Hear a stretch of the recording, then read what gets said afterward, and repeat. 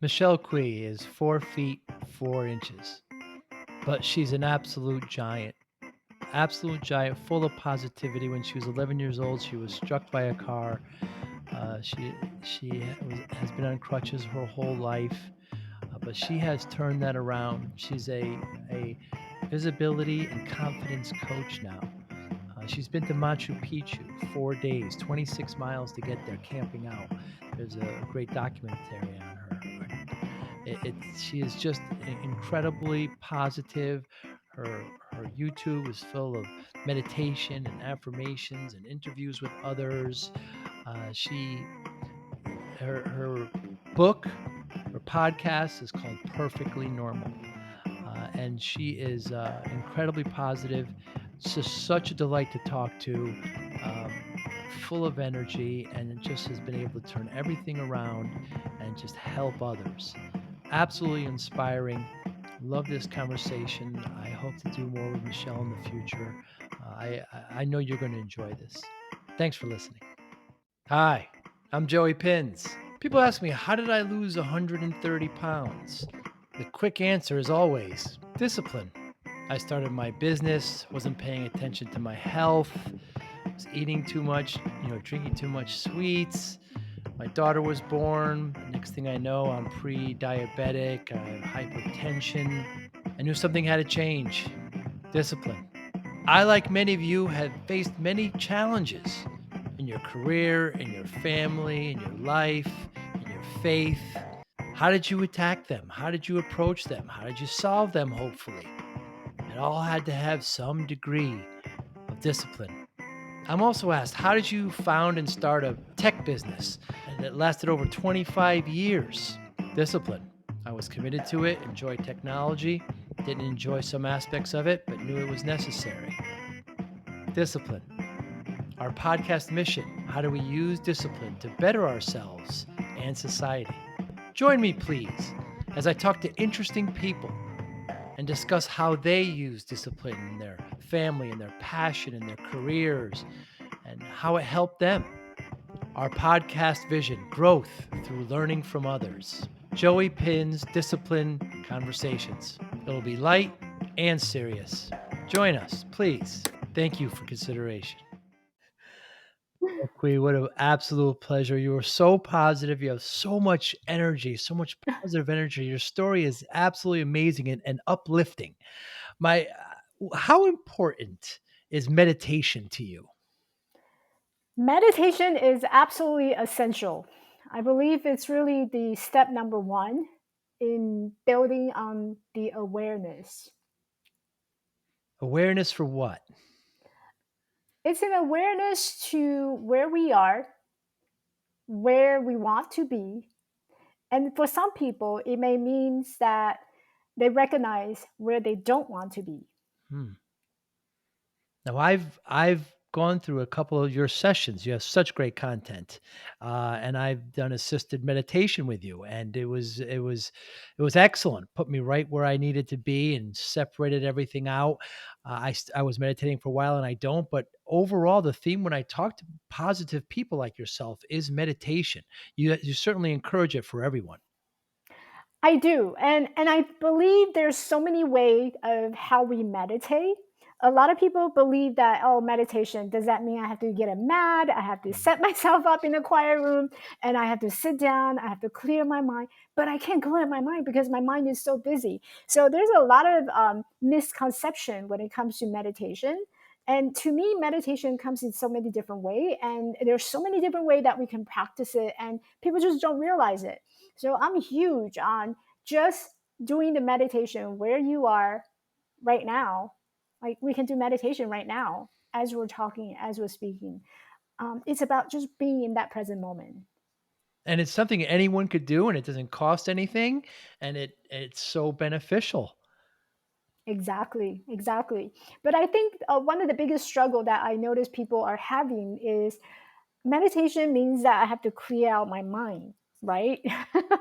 And the moment that you have that question in your head, chances are there is absolutely no way that you're cleaning out that mind because your mind is going to be clustered with the idea of how do I quiet down my mind? How do I stop this internal chat? how do I do this? How do I do that? Oh, what's that sound? So your mind actually do the opposite way of Mm. what you want them to do. Somebody once told me that if you have that problem, to visualize your thoughts as if you're watching traffic go back and forth, kind of separate it from yourself, and you're actually observing it. That way you can kind of distance yourself from it and eventually move it away. Hmm.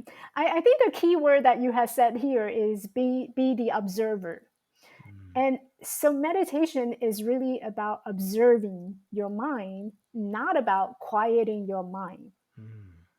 It's about having that bird's eye view of what's going on here, and just be curious. You may have a lot of feeling coming out from yourself and coming out from your chest, coming out from your heart. That's okay. Allow it and accept them for just the way they are without judging them. And so you talked about watching the traffic. That's one way. So for some people, they may be. I love people watching. So a lot of time, I would be sitting at the busy on the busy side of the street, and I would just watch a car driving by. I would just watch the people walking by, and that to me is very relaxing. I can just focus on the movement of other people, and that quiets me, taking my mind off to what I'm thinking. For some other people, they may be more auditorial, Hmm. meaning, they pick up the sound. So one of the things that I love, especially in the morning when I meditate, is I like to listen to the sound that is surrounding me.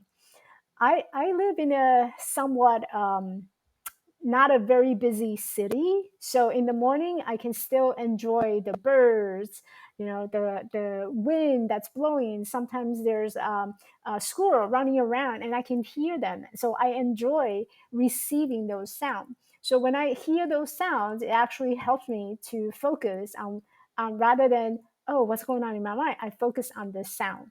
So there's a type of meditation that's called receptive meditation, where you receive the information coming out from you, so that you're actually clearing out your mind by hearing them. You were saying that you yeah, you live in part of Southern California and you're watching kind of observers go by. Right. And so the other thing I love to do is just listening to the sound. So what I love about meditating in the morning is there's all kinds of sound that's going around me. There's bird, in the tree, and there's squirrel running around. I can hear all that. So as you're practicing meditation, you can also listen to the sound that's coming in from everywhere. And that would actually be another type of meditation. It's called receptive meditation, where you welcome in all these surround sounds, smell, touch, everything that you're receiving through your senses, that can actually help to quiet our mind. Hmm, very interesting. Now, one of your principles you kind of live by are 3D words, and one of those D words are one of my favorites. Yep.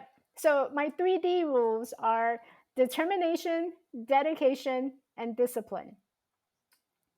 The determination, I think I was explaining like a map. So if life is a map and you're going somewhere, your determination is the pin that you drop at your destination. So you may be somewhere, and I love the game, where is Waldo. I don't know if you have played that and Of that game, course. and you're Yeah. trying to figure out where's Waldo, right? And I kind of see our life as that way. When you're lost, when you don't have determination, you're not quite sure where to go or what direction to go. You're kind of just like Waldo, being hidden somewhere along that map, and you're trying to find that person and finding our own self identity. But having the determination is like having a pin drop to the place where you want to be. Whether you want to be a successful person, you want to, maybe get married and have kids, however that you measure your life, you're going to put a pin right there. That's where you're going. That is determination, and that's step number one in leading to a successful life. However define your successes, but that is step number one, to have a determination. My determination, perfect example would be, I want to conquer Machu Picchu. There's a pin drop, there I'm going. Right, so that's my determination. And then the second point is dedication. Dedication is about getting up every morning to do exact the same thing every single day, and you're Hmm. going to do it regardless whether or not you like it or not. So there's no question about, Michelle, I don't feel like going up to the podcast today. Can I not do it? No. You're going to show up, and you're going to show up just the way you are, whether you're tired, you're motivated, you're happy, you're sad. You're going to show up dedicated, because this is something that's going to drive you to your determination, to your destination. So that's number 2, dedication. Number 3 is discipline. Discipline, a lot of people feel that this is the energy and the drive that pushes me to continue to doing, continue to moving forward.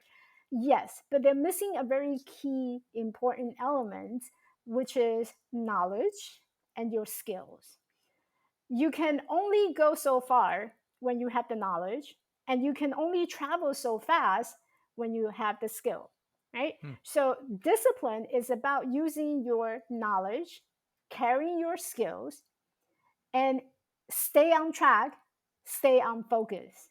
That is discipline. Discipline is not about pushing you hard enough so that you break down one day. No, discipline is about using the knowledge, and sometimes you need to give yourself a little nudge or show yourself a little grace, but still you're focusing and you're staying on track, going and moving towards that destination. Well said. My goodness. You mentioned Machu Picchu. I saw the video. It touched my heart.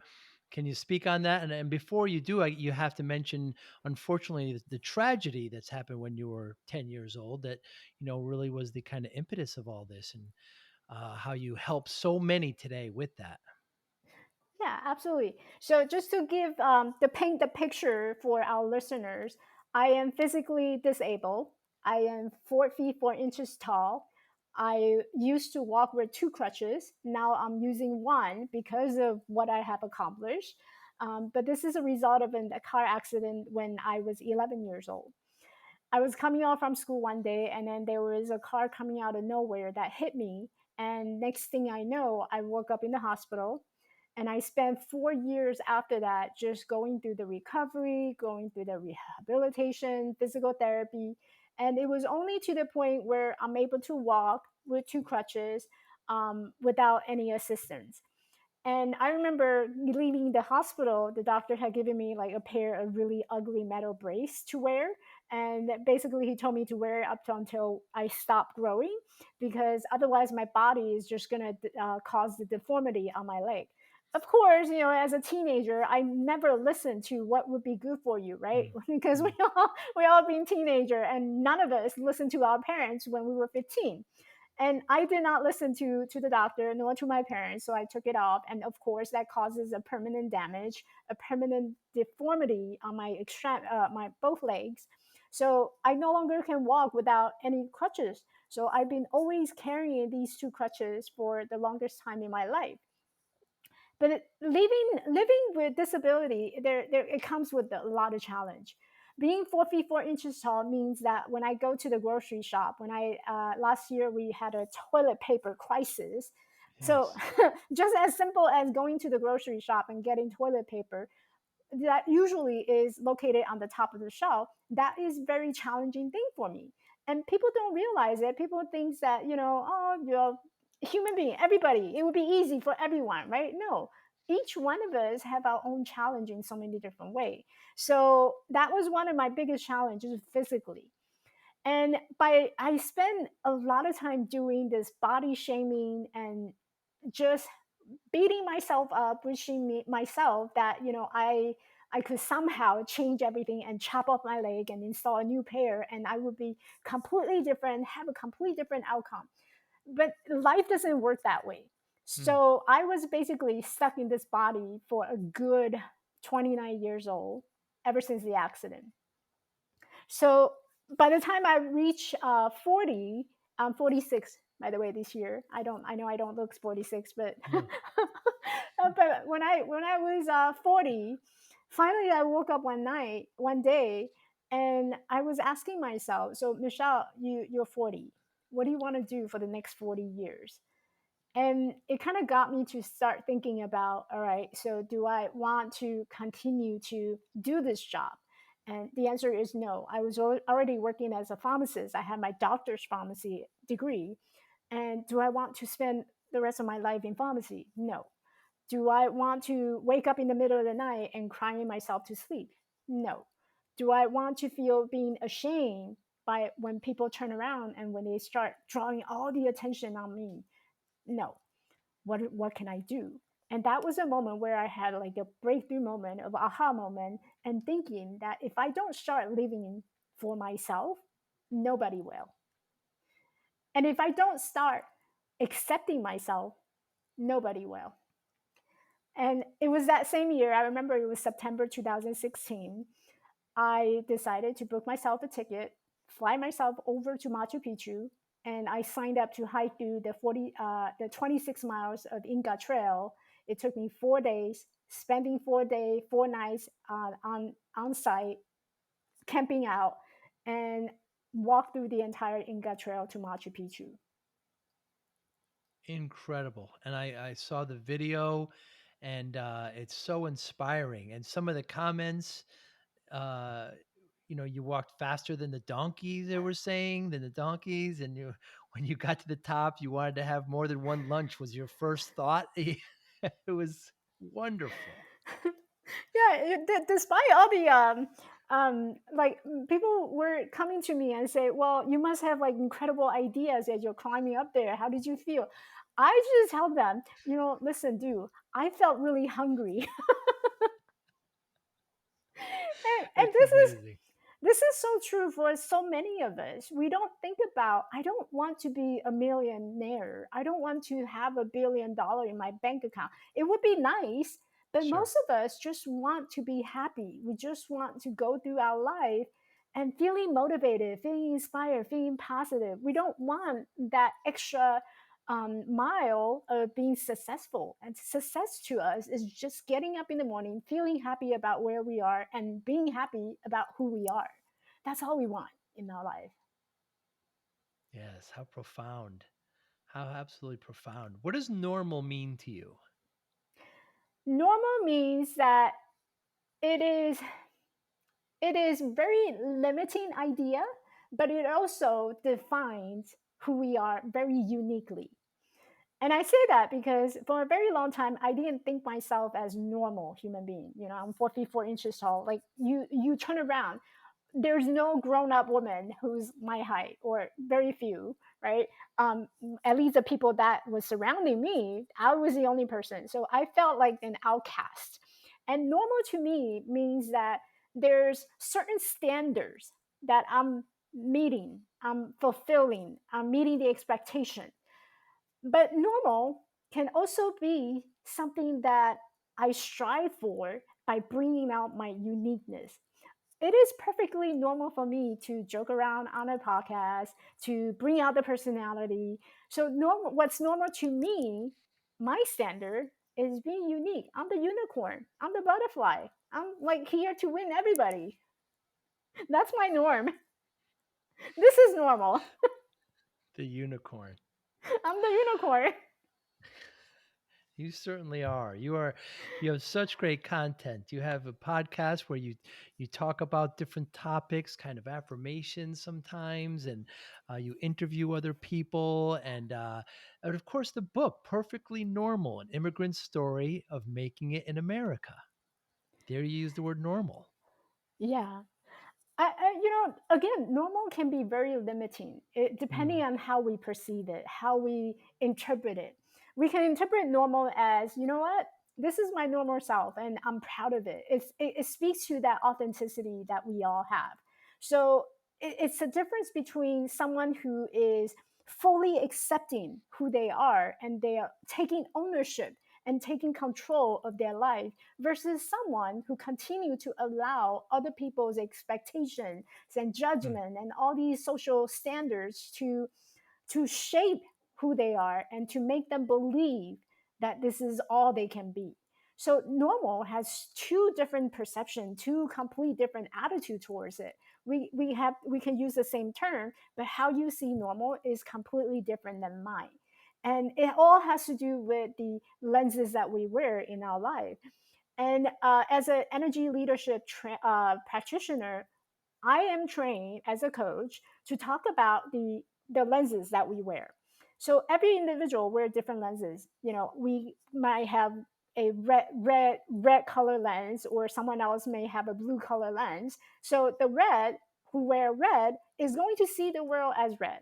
The one who wear blue is going to see the world as blue. So what's normal to the blue is definitely different from the people who's wearing red. So but it's that idea of, are you looking through the whole entire universe and within yourself as well as outside by wearing this lens that you are wearing? And what if you were just to take it off and just clear it?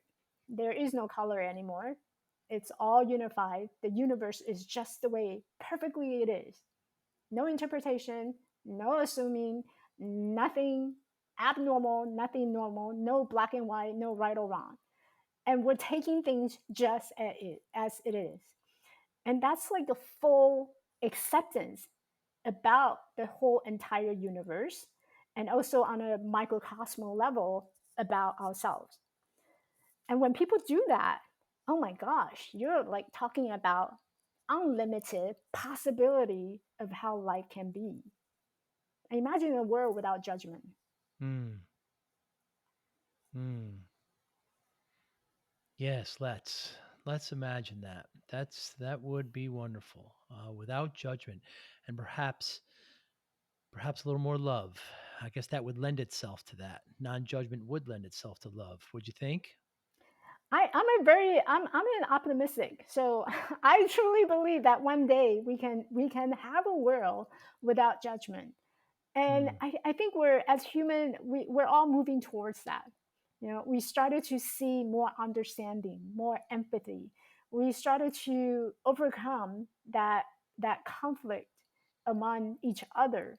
Yes, there's a lot of struggle. Yes, there's a lot of fighting. There's a lot of challenge and hurdle that we had to cross. But again, you know, if you were to look at everything as a challenge, of course they're challenge. But if you were to look at everything as a possibility of the lesson learned, take, for example, COVID. What have we learned about COVID? We learned that human connection is so valuable and so important. Look Hmm. at how many people are starting their podcast. Look at how many people are stepping out of their comfort zone and start voicing what they truly believe. Like, all these came from one change. And I'm really optimistic about that. Yeah, that is very true. We kind of see, even after the Vietnam War in the early 70s, we just saw this kind of rush of new music and just this kind of, turnaround. I mean, New York City itself had hip hop and had punk and had disco. I mean, we just saw this emergence after we were just so upset about these tragedies that happened, and it is a very good point. You do see this kind of rush happening now, especially with podcasts, especially with a lot of the arts. That's a very fascinating point. Very fascinating point. How do you cope with negative talk, and how should others? Well, negative talk is, with any type of judgment, I believe it's a reflection of who we are, and also a reflection of how another person is. So when someone say a really judgmental thing about me, like say for example, they tell me, Michelle, you're really short. I don't know if you can handle this job. That's okay, because you're not, this is something completely new to you. I've been using this body for the last 40 years. This is the first time you're seeing me, right? So of course you're going to use what is familiar to you, what is common for you, what is normal for you, to determine whether or not I can accomplish this job. That's okay. That's about you, right? It's not about me. So I can take it very personal, or I can open up my heart and say, you know what? There is nothing personal about what you have just said. What you have said is just a reflection of your own life experience, of all your assumption that you're just making, and all the interpretation that you're using from your past experience. So, of course, if you haven't had any experience in dealing with short people, you're going to think that being short is a problem. But to me, being short is actually kind of nice. The best thing comes in a small package, and that's true. So it's nothing about any judgments. It's not about me. It's about what they are going through. And a lot of time I actually empathize with them because whatever their life experience have brought them here, they're struggling. And I am here to support them, to help them, to get them to see and understand that being short is nothing to be ashamed of. Being short, and I can show you so many tricks of how to overcome that shortness, and I can do so many tricks that you probably never thought about that can make your life a lot easier by just doing this and that. So we're here to teach and learn from each other. Yeah, we certainly are. You've got great content, and one particular point that really stuck to me, a phrase that you said when you said you cannot receive what you can't give. Yeah, it's it's really true because if we as human beings, if I were to completely not loving myself, then I won't be able to recognize that that is love. And so I won't be able to receive it because I'm not able to give it. Hmm. So in order to understand something, number one, you have to experience it first. And number two, it needs to come out from an inside out approach. So the fact that I think a couple of times you say, "Oh my gosh, you're so positive, Michelle, you're positive energy." The fact Yes. that you recognize that this is a positive energy, it means that somewhere along your life experience, you yourself have experienced that positive energy. Hmm. You recognize what it feels like and what it can do for you in order to recognize it from someone else. So there's no way that you can receive, meaning receive other people's love, unless you already have some to give.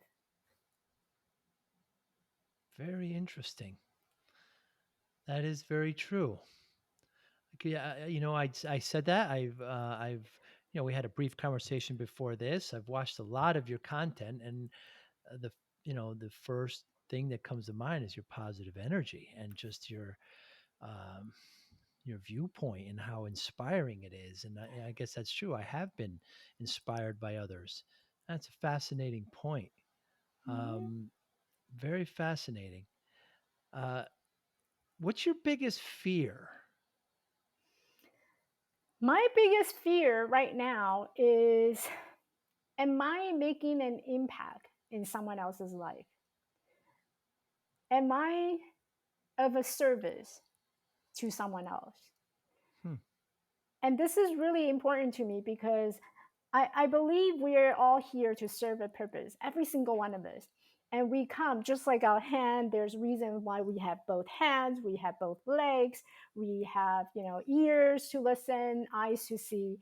Everything that happened on a human level in a human body, there's a reason. So the fact that we exist for a reason. So if for any reason that I am not exercising that purpose, I don't. I'm afraid that I'm not serving my best. Hmm. I'm not living up to what I'm truly came to this planet for. That's what I'm afraid of.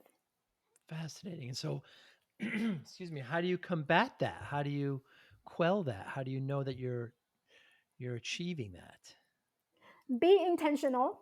So every morning in my meditation, what I do is I set an intention. And this is the first thing that I do before I even do like reaching over for my phone or doing anything at all.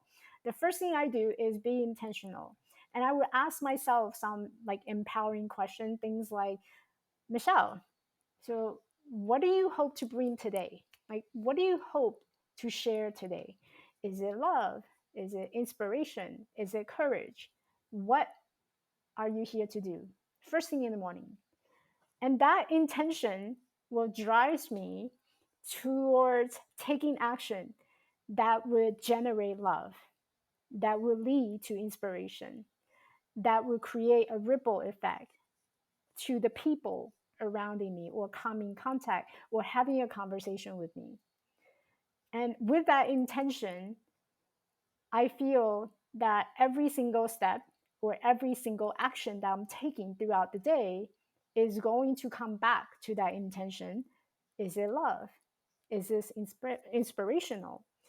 Is this influential? Is this impactful? So I ask a lot about what is my intention. Hmm. Hmm. A lot of self-reflection there. Very interesting. Tell me how your coaching works. Now you created a corporation, and how do people get involved with your coaching and how does it work? So I work currently with women coaches and sometimes entrepreneurs. They will come to me and they are at a place where they're starting out their business. So they want to get out there and get their business to be out there and talk, offer their service and be of service for other people.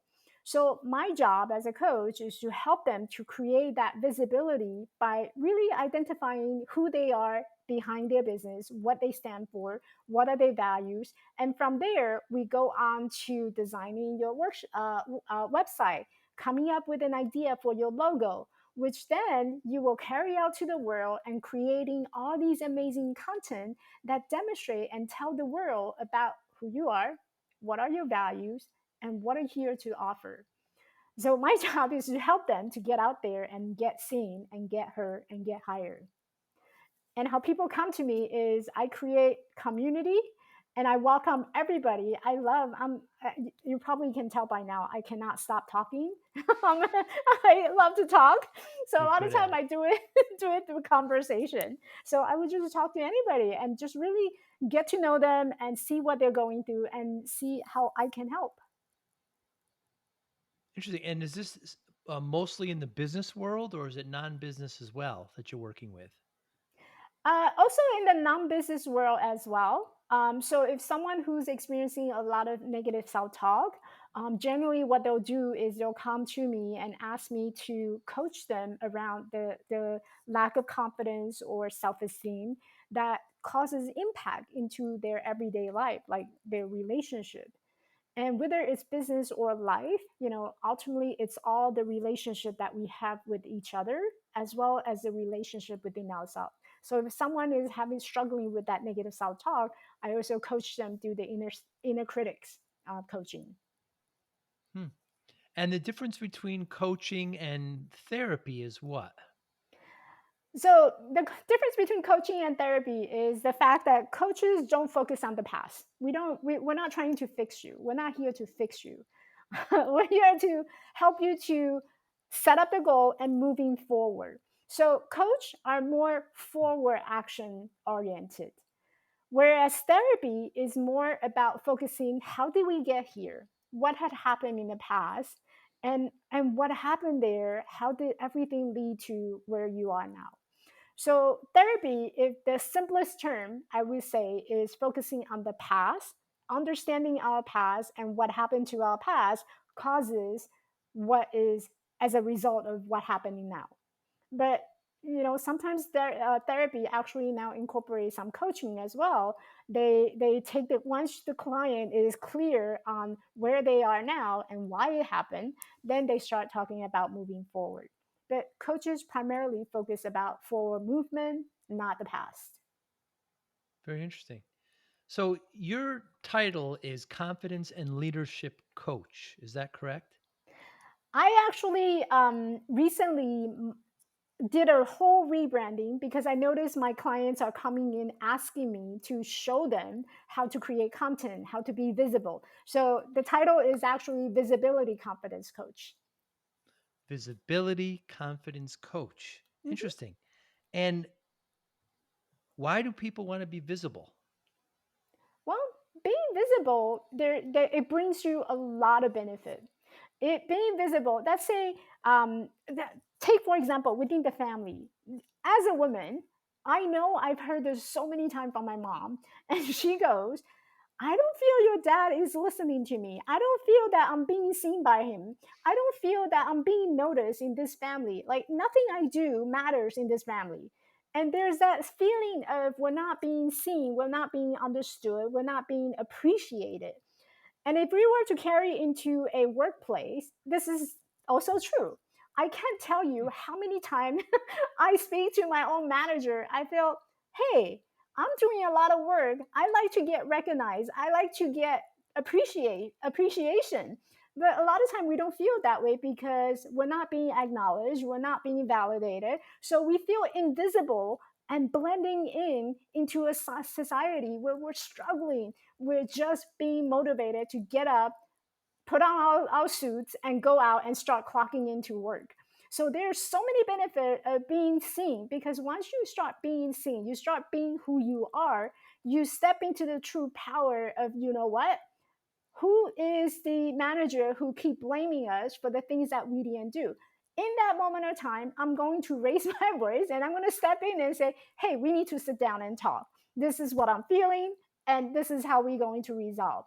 Right? So you actually create a lot of momentum in resolving the conflict and building better relationship if you can just simply walk away from the wall instead of being a wallpaper, walk away from the wall and start owning your truth, start owning who you are. And it's going to be so much powerful, authentic, and real. And people are going to start seeing you and the opportunity that's also going to start seeing you.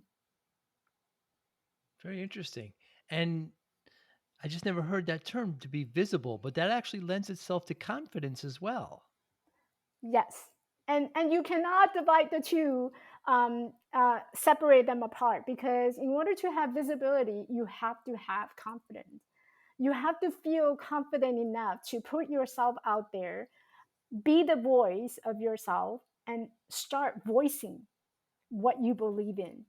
And I think so many of us, we're so, and this is something that I was just reading somewhere, in the 70s or early 60s. There's a lot of movie that came out, and I think Audrey Hepburn actually had a movie, and in one of the line that was teaching young women to keep yourself quiet, to, don't say anything.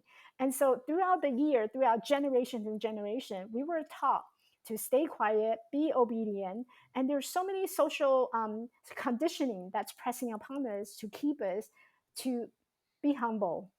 And sometimes being humble can actually be, a disadvantage for you if you're trying to be somebody.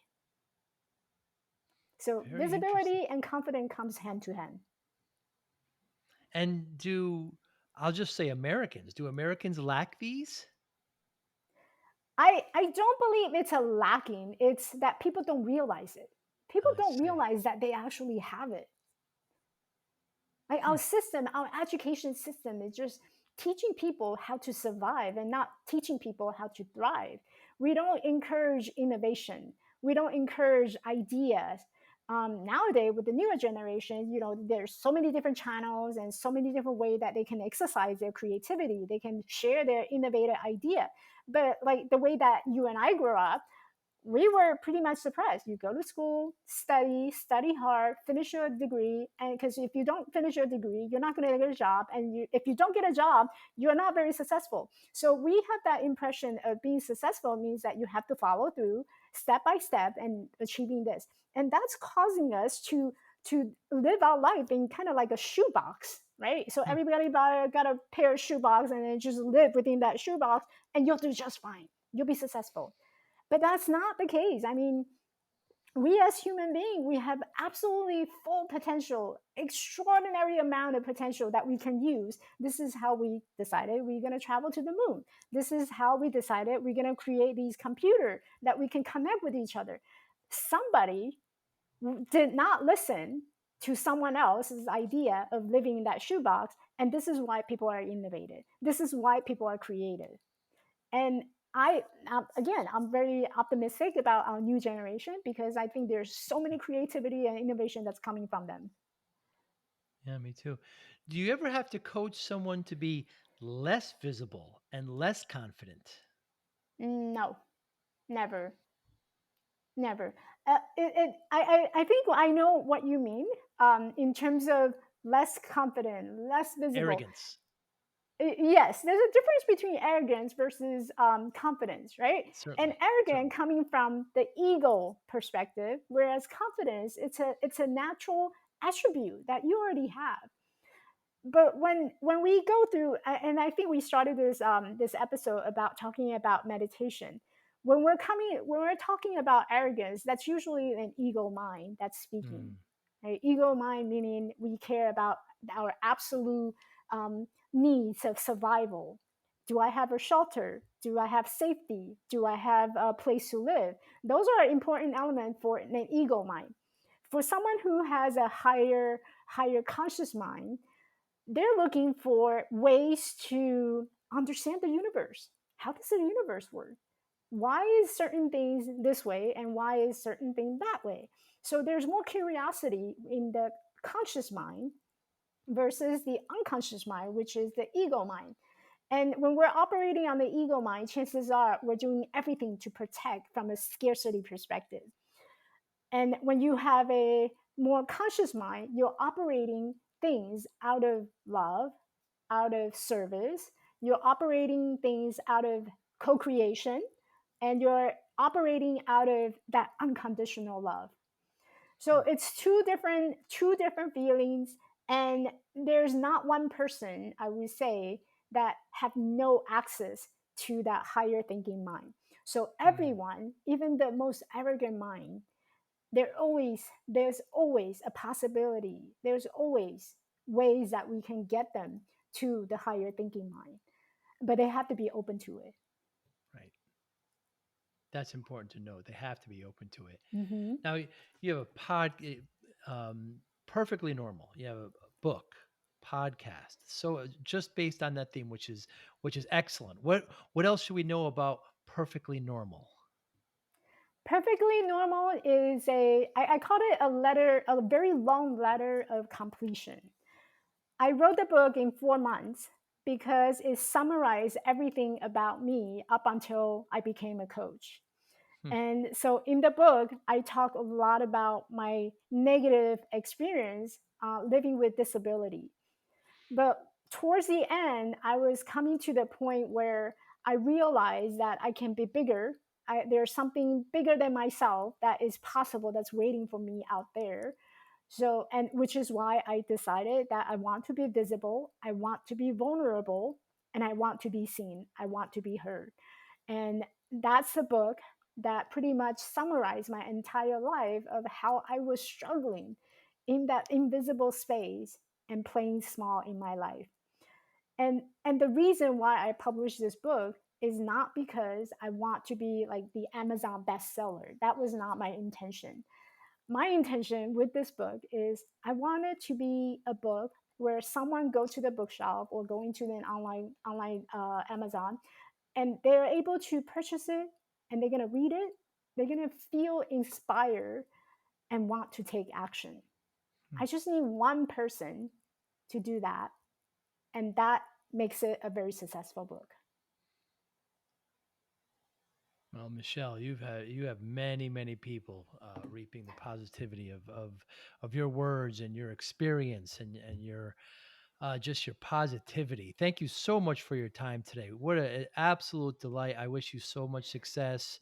I know you're going to continue to do great work. Tell us how we can get in touch with you, how we can reach out to you, how we can hire you to be a coach. Yeah, people can find me on my website at elevatelifecoaching.org, or if they like, they can connect to me via Instagram, LinkedIn, and Facebook.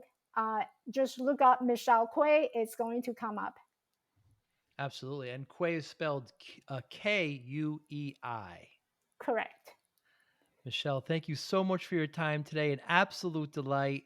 I wish you success and thank you so much for your time today. I really enjoyed this conversation. Thank you so much for having me. You be well. Bye now. Bye.